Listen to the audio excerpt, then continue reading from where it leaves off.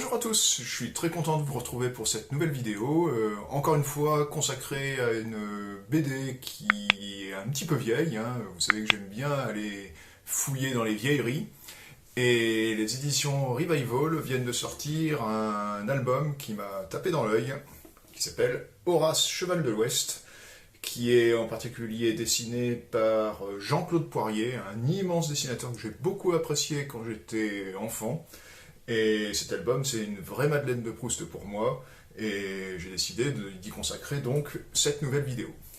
Alors Jean-Claude Poirier, c'est un auteur qui a eu une vie assez courte, hein, puisqu'il est né en 1942 et décédé en 1980, à peine à 38 ans, malheureusement. Mais il a quand même laissé des centaines de planches de BD qui, pour la plupart, sont parues dans le défunt hebdomadaire Pif Gadget, mais je vais y revenir. Alors tout d'abord, il s'était rêvé comme artiste peintre, mais ça n'a pas duré bien longtemps puisqu'il a bifurqué assez vite vers la BD. Dès 1962, il a publié sa première bande dans un magazine qui s'appelait Jeunesse Joyeuse, qui était publié par la SPE, la Société Parisienne d'Édition. Et dans ce magazine, à l'époque, la vedette, c'était la bande Bibi Fricotin, bande qui sort toujours de nouveaux albums maintenant, alors bien que sa renommée s'est beaucoup amenuisée avec le temps, mais ça existe toujours, Bibi Fricotin. Il faudra peut-être que j'en parle dans une future vidéo. Dans tous les cas, donc Jean-Claude Poirier publie sa première bande dans Jeunesse Joyeuse. Il y dessine du numéro 82 au numéro 92 quelque chose qui s'appelle le Trésor des 13 maisons. Alors c'est en fait adapté d'un feuilleton télévisé qui passait à la télé belge, qui avait le même nom, et qui mettait en vedette Achille Zabata. Alors Achille Zabata, on ne le connaît pas beaucoup pour ses talents d'acteur, mais pourtant là-dedans il faisait l'acteur. Il est beaucoup plus connu comme clown, et d'ailleurs il y a un cirque qui porte son nom, et d'ailleurs qui porte toujours son nom aujourd'hui, je crois. Mais en tous les cas, c'était Achille Zabata qui était la vedette de ce feuilleton. Et Poirier, donc, a adapté ce feuilleton en bande dessinée, sur un scénario d'ailleurs de son père, André Poirier.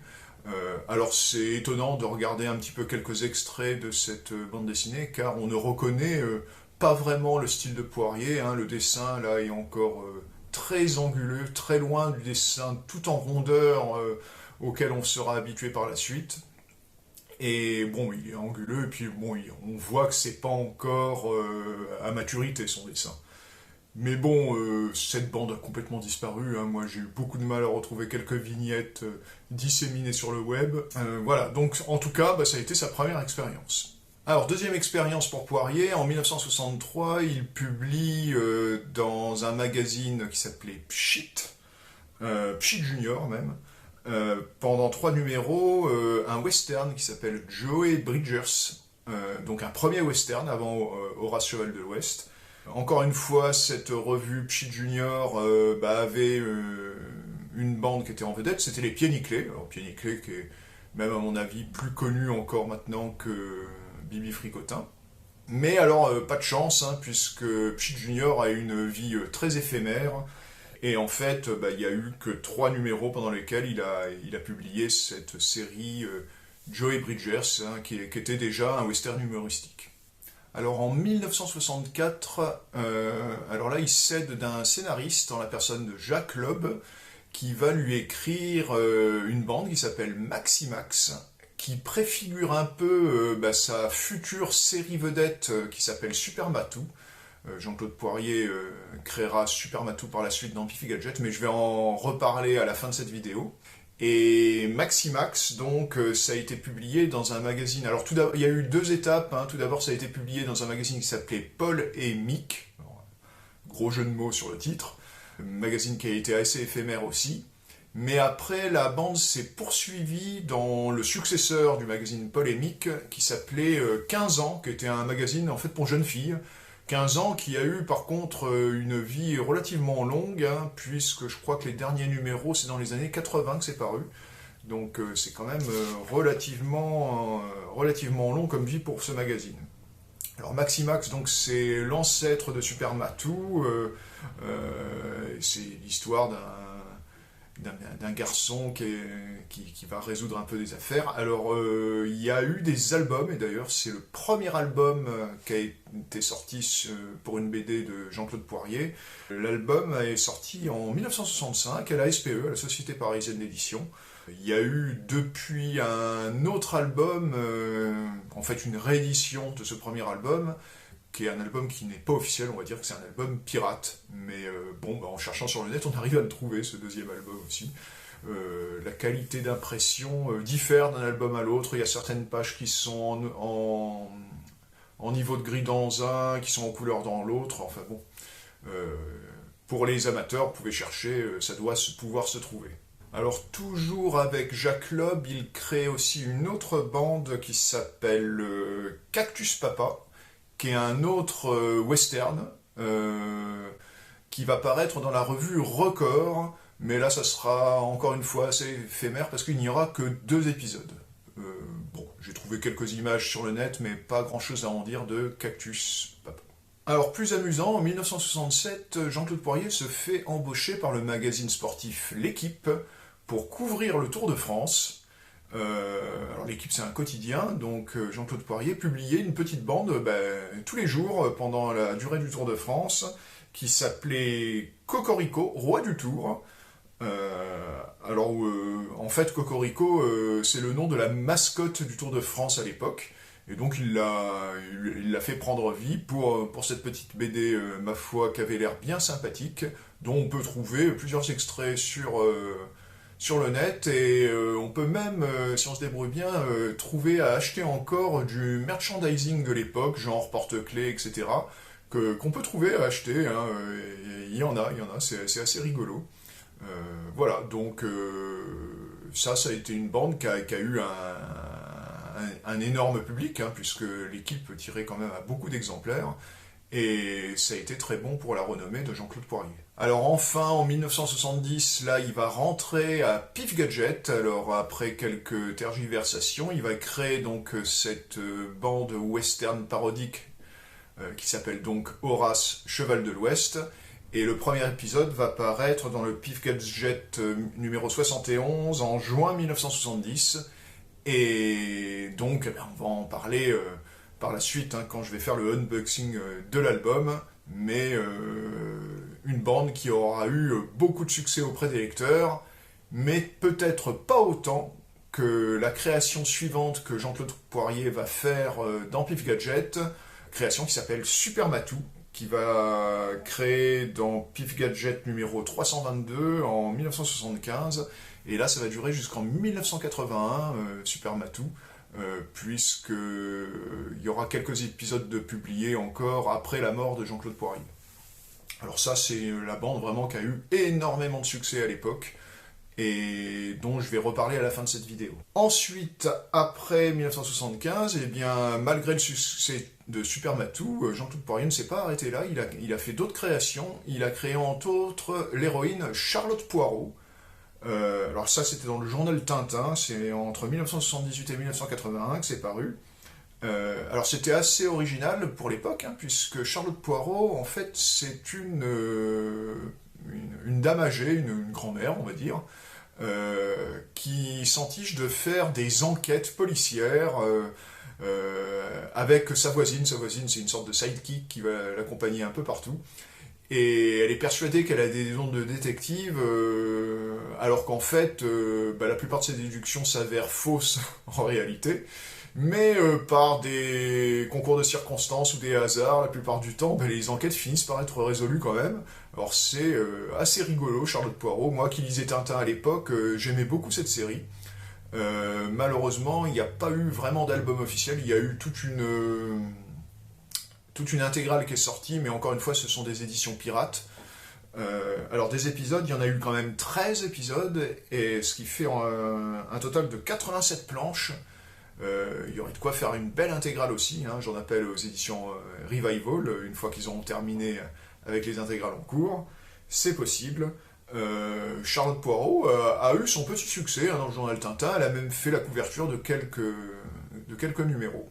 Et pour finir, ah ben, dernière création de Jean-Claude Poirier avant sa mort, hein, malheureusement. Il s'agit de Collinet et Dragono, une espèce de série parodique médiévale qui est parue dans Pif Gadget. Alors il y a eu seulement 6 épisodes en tout, à partir de Pif Gadget 484. Là, il y a eu un album plus ou moins officiel, hein, mais qui a été tiré à très très peu d'exemplaires. Hein. Il est sorti aux éditions du Topinambour, éditions qui malheureusement n'existent plus, ont fermé leurs portes. Mais c'est peut-être possible de trouver cet album d'occasion sur le net, mais ça doit pas être très très facile, hein, parce que le Topinambour sortait les albums à très peu d'exemplaires, souvent moins d'une centaine d'exemplaires. Mais l'album existe. D'ailleurs, moi, je l'ai déjà vu en vrai chez quelqu'un, mais voilà, moi je ne l'ai pas, malheureusement, cet album. J'ai lu une aventure de Collinet et Dragono sur toutes celles qui sont sorties, et c'était dans la droite lignée de ce que faisait déjà Jean-Claude Poirier sur ses autres séries, avec son dessin tout en rondeur, son sens du gag un peu non-sensique, c'est du très bon aussi, hein. Si vous pouvez mettre la main dessus, n'hésitez pas, ou mettre la main sur les numéros de Pif Gadget qui contiennent les aventures, hein. C'est assez rigolo. Là, je vous ai mis quelques planches et dessins en illustration pour que vous ayez une petite idée de ce à quoi ça ressemble. Voilà, donc là j'ai fait un petit tour d'horizon très très rapide de la carrière de Jean-Claude Poirier. Là je vais donc maintenant ouvrir ce bel album sorti chez Revival, hein, qui s'intéresse donc à une de ses séries les plus connues, Horace, Cheval de l'Ouest. On fait ça tout de suite. Donc voilà cet album, Horace, Cheval de l'Ouest, album qui est, si vous pouvez voir, assez épais. Si je regarde tout de suite à la fin, il y a plus de 260 pages, donc ça pèse assez lourd quand même. Donc voilà, donc une belle couverture, hein. Donc j'ouvre, voilà. Alors, c'est marqué numéro 1 parce que c'est prévu qu'il y ait 2 tomes en entier pour avoir toute l'intégrale des planches de Horace Cheval de l'Ouest. Et on commence par une introduction par Maël Ranou, qui s'appelle « La conquête du Far West ». Introduction qui est assez intéressante, hein, vraiment c'est remise dans le contexte historique, avec les débuts de Jean-Claude Poirier qui sont un petit peu décrits, l'histoire de Horace dans Pif Gadget, d'autres petites choses assez sympas. Donc ça, à lire. Dommage, il n'y a aucune illustration, ça c'est un peu dommage. Enfin bon. Alors, à noter que, en fait, donc tout ça, ça a été scanné d'après les planches, hein, puisqu'il y a la fille de Jean-Claude Poirier qui a participé activement à ces rééditions, puisqu'en plus, elle a remis tout en couleur. Donc la mise en couleur est nouvelle, hein, alors elle est toute neuve, quoi, en gros, hein, et c'est la fille de Jean-Claude Poirier qui l'a faite, en respectant bien sûr, hein, le style de son père, hein. Donc ça c'est une très bonne chose, hein, si vous regardez, c'est assez bien réussi. Donc on nous explique un petit peu, et puis bon, que Jean-Claude Poirier, après toutes les BD qu'il a fait auparavant, hein, que j'ai décrit dans la première partie de cette vidéo, il est allé à Pif Gadget, hein, c'est ce qui est expliqué ici, et pour essayer de travailler dans ce magazine qui avait beaucoup de succès à l'époque. Et en fait, il a tout de suite plu à la rédaction, hein, qui lui a tout de suite demandé de créer une série humoristique.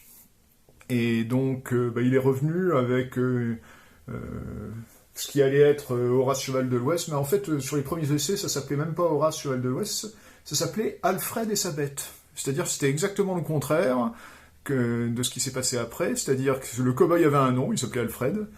Et le cheval n'avait pas de nom. Non, il s'appelait la bête. Bon.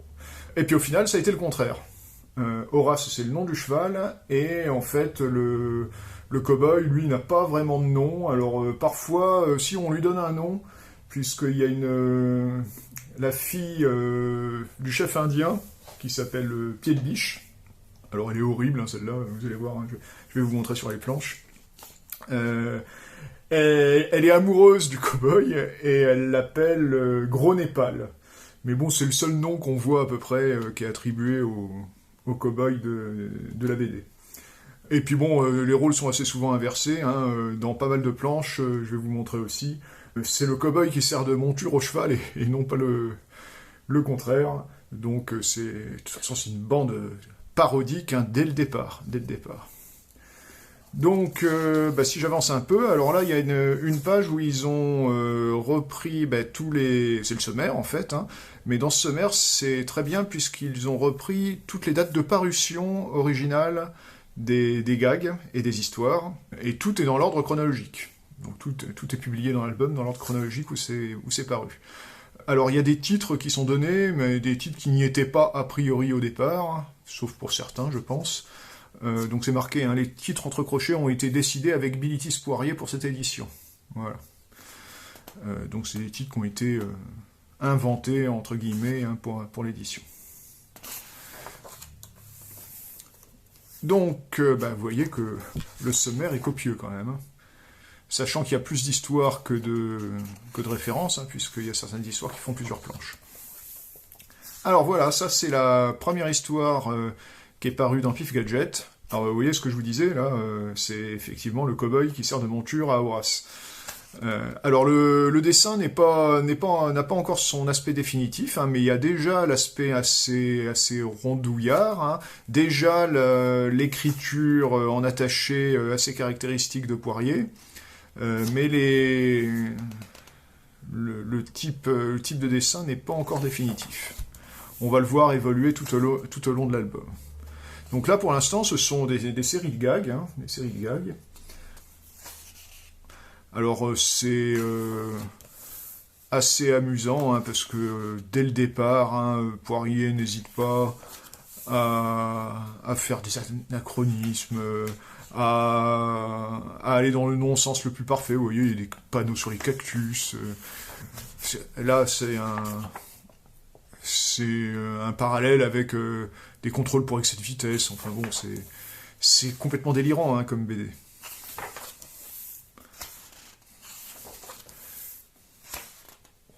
Vous voyez, des déguisements pour les chevaux. Enfin bon.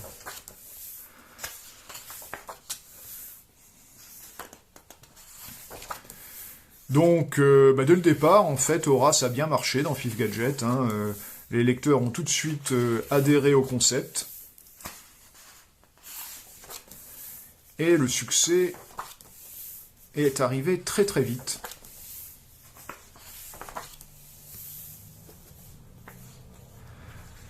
Alors voilà, donc là, c'est la première histoire...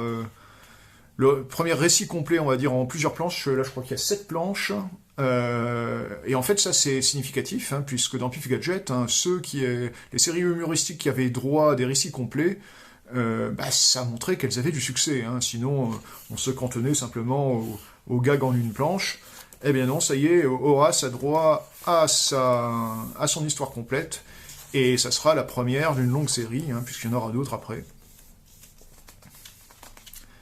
Donc là, on voit que le dessin commence à évoluer, hein. Il est déjà assez différent de ce qu'il était au départ. Il évolue assez vite, en fait, le dessin de Poirier.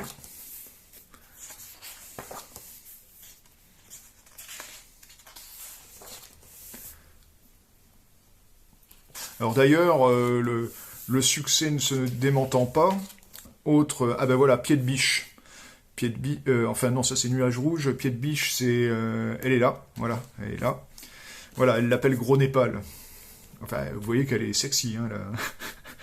Alors, lui, il cherche évidemment à s'échapper à chaque fois. Il veut l'éviter à tout prix, Pied de Biche. Mais Pied de Biche est très très collante, hein. Donc ça, c'est une nouvelle histoire complète, d'ailleurs. Oui, j'étais en train de dire, le succès ne se démentant pas, la rédaction de Pif Gadget a demandé à Poirier de s'impliquer davantage dans le journal. En particulier, ils lui ont demandé de faire des couvertures, ce qui est quand même un honneur, en fait, hein. Et la plupart du temps, ces couvertures présentaient en même temps le gadget. C'est-à-dire que Poirier faisait des dessins inédits, hein, qui n'étaient pas publiés dans les histoires, juste pour présenter le gadget. Alors il a participé même d'ailleurs à la rubrique qui s'appelait Gadgetus, hein, qui était la rubrique qui permettait de d'écrire aux jeunes lecteurs le gadget et comment l'utiliser. Et Poirier les a illustrés à de nombreuses reprises. Hein. Je vous mets quelques couvertures en illustration pour que vous puissiez vous en rendre compte.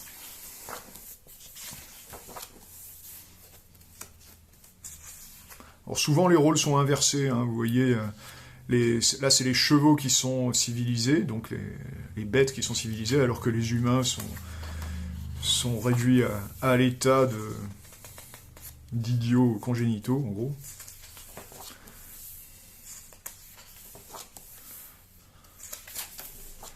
Voilà, donc là on voit que le graphisme a complètement évolué, hein, il a pour ainsi dire atteint son état définitif. Hein.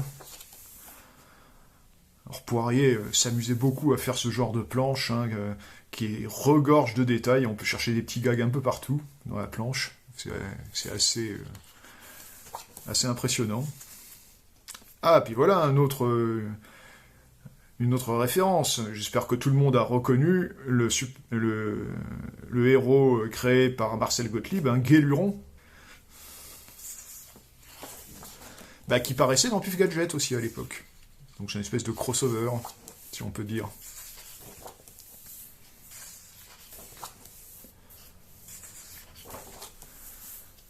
Alors, autre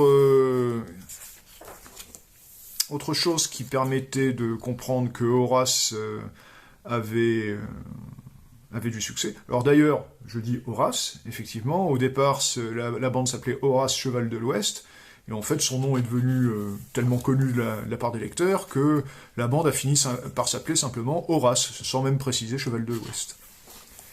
Autre chose qui découle du succès, Horace, c'est un des seuls héros de Puff Gadget qui a eu le droit à un album qui est paru aux éditions de Puff Gadget, hein, album dont je vous mets le visuel en avant. C'était pas courant du tout à l'époque. Hein. Le département édition des éditions Vaillant n'était pas très développé. Hein. C'était vraiment une maison de presse, pas du tout d'édition de livres. Et pourtant, il y a eu un album de 48 pages, un classique, cartonné couleur, d'Horace Cheval de l'Ouest. Alors, il y en a eu d'autres après, d'ailleurs, des albums, hein, mais c'est des albums qui étaient pirates. Hein. Il y a eu une intégrale pirate qui est sortie, hein, mais alors là, ça doit être carrément introuvable. Et puis, je sais pas quelle est la qualité d'impression dans ces intégrales. Hein. À mon avis, ça doit être simplement des scans des magazines. Hein. Ça ne doit pas être imprimé d'après les planches. Donc là... Alors que là, l'album Revival, lui, la qualité des impressions, vous vous en rendez bien compte, elle est irréprochable. Hein. Le papier, d'ailleurs, est relativement mat, donc c'est très bien. Alors, autre signe du succès, Horace a eu droit aussi à un petit album carré au format poche. Hein, c'est pareil, hein, c'était assez... significatif, hein, du succès de la bande. Voilà, donc toujours pied de biche. Alors d'ailleurs, hein, la série, complètement délirante, toujours, je vous rappelle, hein, n'hésite pas à casser le 4e mur, c'est-à-dire n'hésite pas à réaliser qu'elle est dans une BD. C'est-à-dire que parfois même s'adresser au lecteur, hein, c'était pas gênant. Donc vous voyez, il y a de plus en plus d'histoires complètes, hein, en plusieurs planches.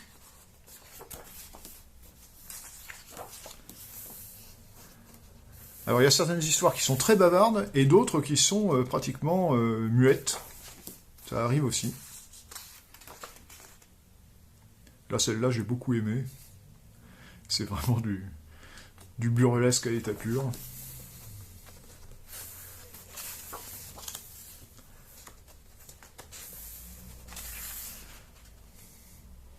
toujours des commentaires assez amusants de la part de Poirier.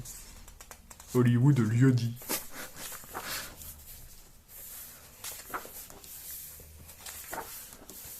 Pas de pitié pour les coyotes.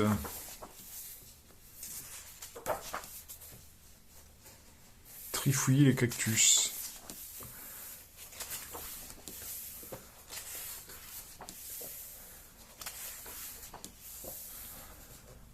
Alors parfois on avait droit à des mises en page assez originales, hein, vous voyez là, avec des cases tout en verticalité.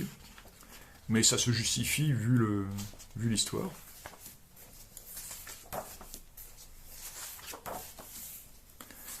Le code de la piste. Vous voyez, c'est encore des parallèles avec des choses bien contemporaines. Hein. Les panneaux de stationnement interdit, hein, c'était pas d'époque. Hein.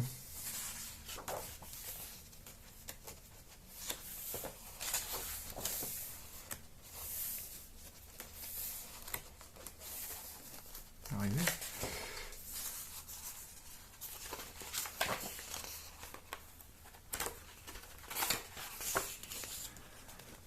Alors, moi, il y a un regret, justement. Alors, là, elles ont été laissées parce que c'est un intérêt vu l'histoire, mais je trouve dommage que les bandeaux de titres ont été retirés en haut des pages. Je sais pas pourquoi, hein, ils auraient pu les laisser, parce que ils avaient un graphisme assez plaisant. Je sais pas pourquoi ils les ont retirés, les bandeaux de titres.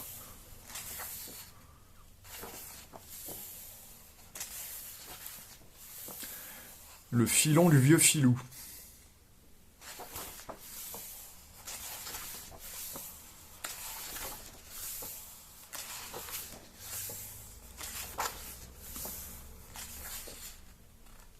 Voilà, une BD rien que pour le gadget.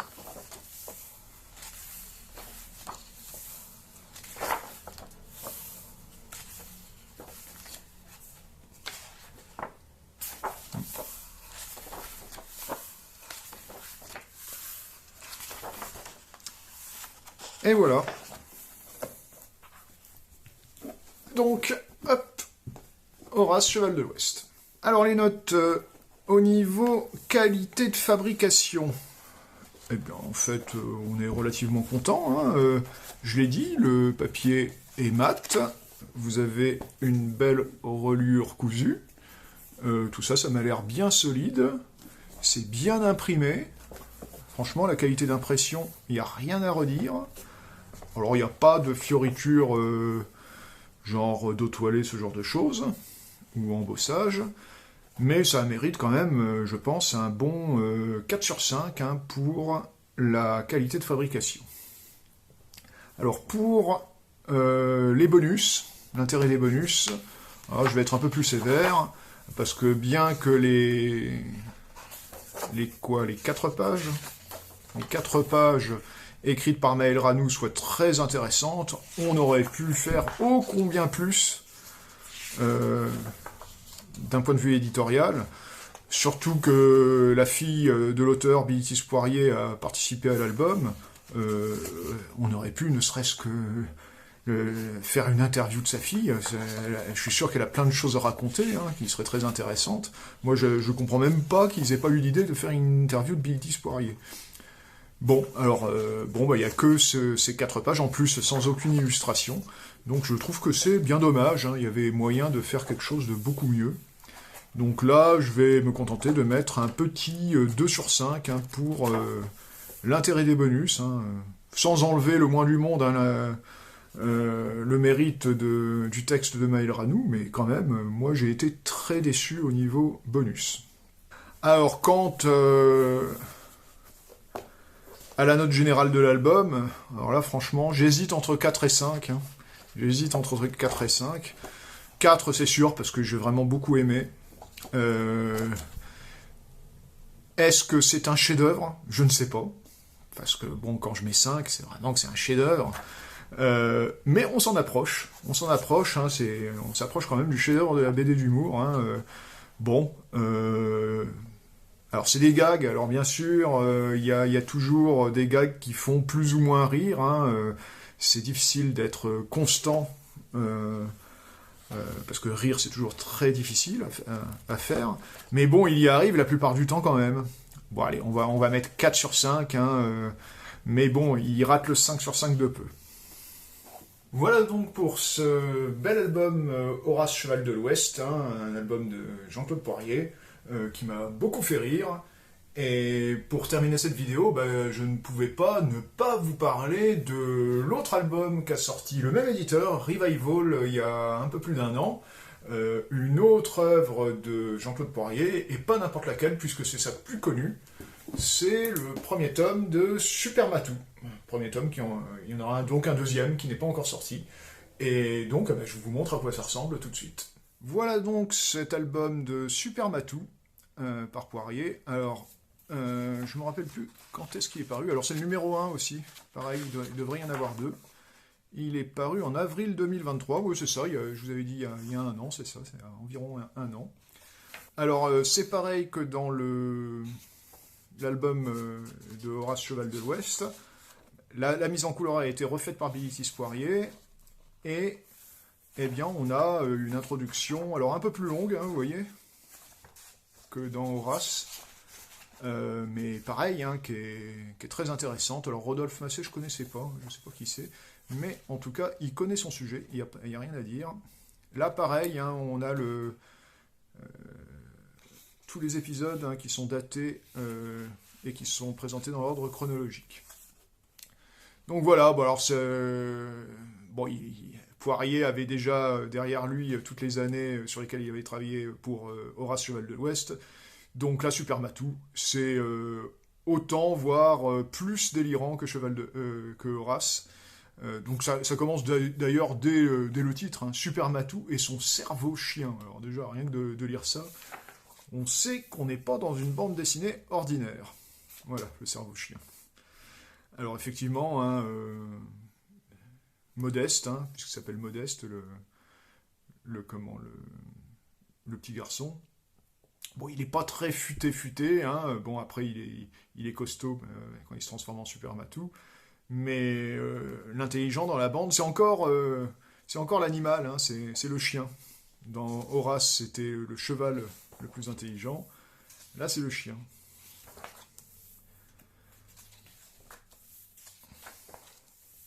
Alors, c'est un délire constant. Alors, par contre, Super Matou, il y a toujours eu des histoires. Bon, Poirier était déjà très connu et reconnu dans Pif Gadget, hein, donc il a eu l'honneur de commencer tout de suite par des récits complets, contrairement à Horace Cheval de l'Ouest qui a commencé par des gags. Mais là, c'est le délire total. Et puis alors, il se lâche complètement sur la mise en page, hein. Vous voyez que ça part dans tous les sens, les cases, hein. Il y a des cases de toutes les formes. Il y a des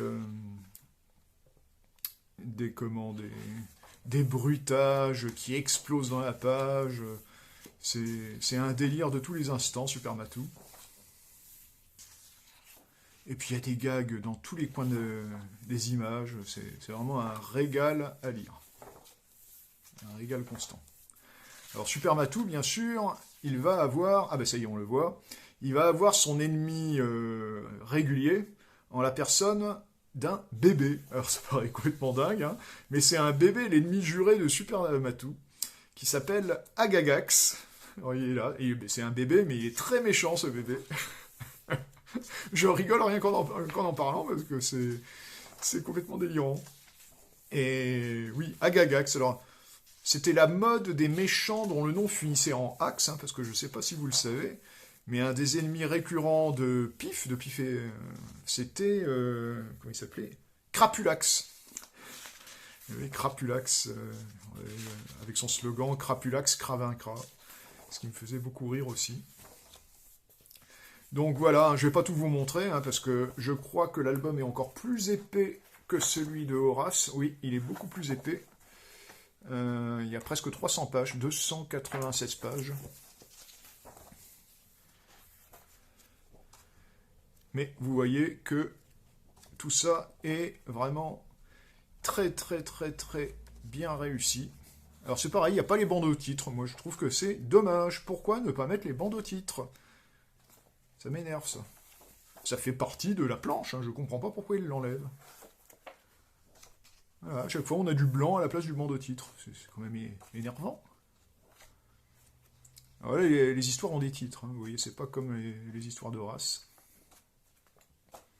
Donc c'est assez bizarre de ne pas mettre les bandeaux titres, hein, parce que bah, on a le haut des pages qui est toujours blanc, impression de vide. Ils ont même pas redécalé la planche pour la centrer sur la page. C'est bizarre.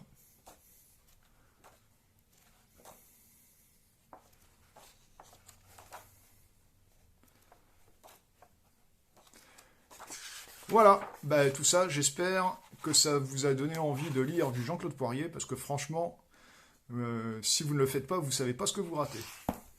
Donc voilà pour cette vidéo consacrée à Jean-Claude Poirier, avec son album Horace, Cheval de l'Ouest, et l'autre album, Super Matou.